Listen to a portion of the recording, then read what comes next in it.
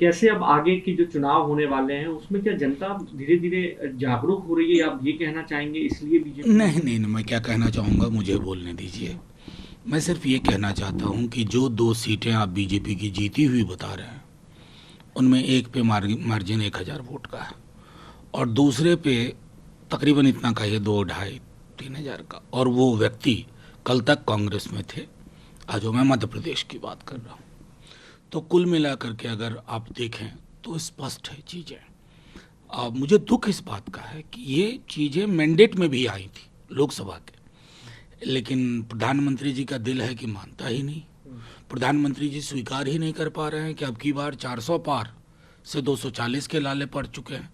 तो और किसी बात की मुझे उम्मीद नहीं है। मैं चाहता हूं कि गवर्नेंस जो फ्रॉम नाउ ऑनवर्ड्स सामूहिकता की हो, लोक सरोकार के मुद्दों पर बात करिए, रेटोरिकल चीज़ों से नीचे उतरिए। सबसे विकराल समस्या बेरोजगारी है, उस पर बात करिए। आप उस पर करते ही नहीं है। सामाजिक सौहार्द आप उस पर करते ही नहीं है। मणिपुर आप उस पर करते ही नहीं है। चाइना बॉर्डर आप उस पर करते ही नहीं है। जम्मू कश्मीर के हालात आप उस पर बात करते ही नहीं। तो चाहे मैंडेट हो लोकसभा का और ये मैंडेट हो, साझा स्वरूप देखिएगा तो एक व्यक्ति के व्यक्तिवादी विमर्श को झटका है।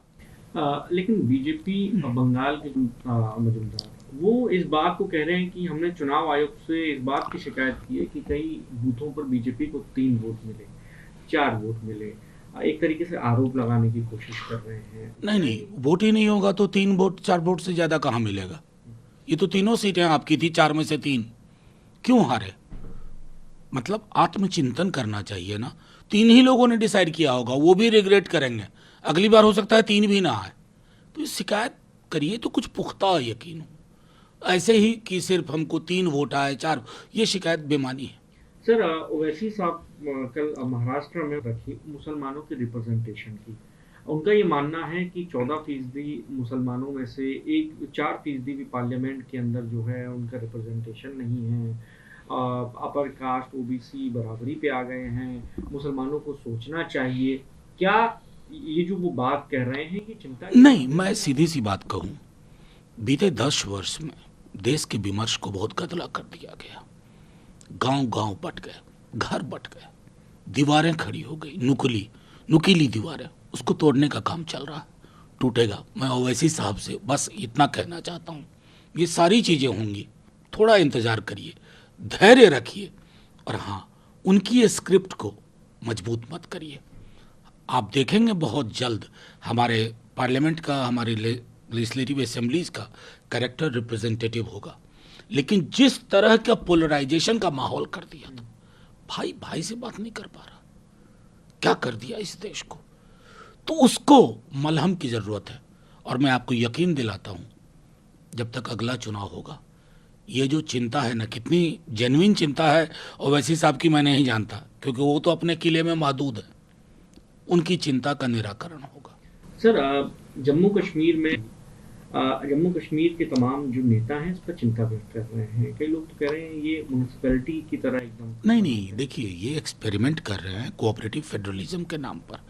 इन्होंने ये एक्सपेरिमेंट, पहले तो अव्वल राज्य का दर्जा ले लिया, हम सब ने सदन में अपनी चिंताएं रखी। नॉर्मैलिसी नॉर्मैलिसी नॉर्मैलिसी, ज़मीन खरीद लेगा, ये कर लेगा, वो कर लेगा। आज हालत क्या है, आम शहरी मारा जा रहा है, हमारे जवानों की शहादत होती है। आप तो निवृत्त हो लेते हैं, माल्यार्पण किया, तिरंगे में लिपटा हुआ शव जब घर जाता है, उस घर पर क्या बीतती है। तो कमोबेश अगर आप देखें, सरकार क्लूलेस। तो क्या करते हैं, क्लू कहाँ मिला आपको, राज्य सरकार, मतलब एलजी को अधिक अधिकार दे दो। ये दिल्ली में प्रयोग कर चुके हैं। मैं तो कहूँगा इनकी पूरी की पूरी नीति और नीयत है कि राज्य नाम की अवधारणा को खत्म कर दिया जाए। जो है हम हैं, यहीं से सब चलेगा।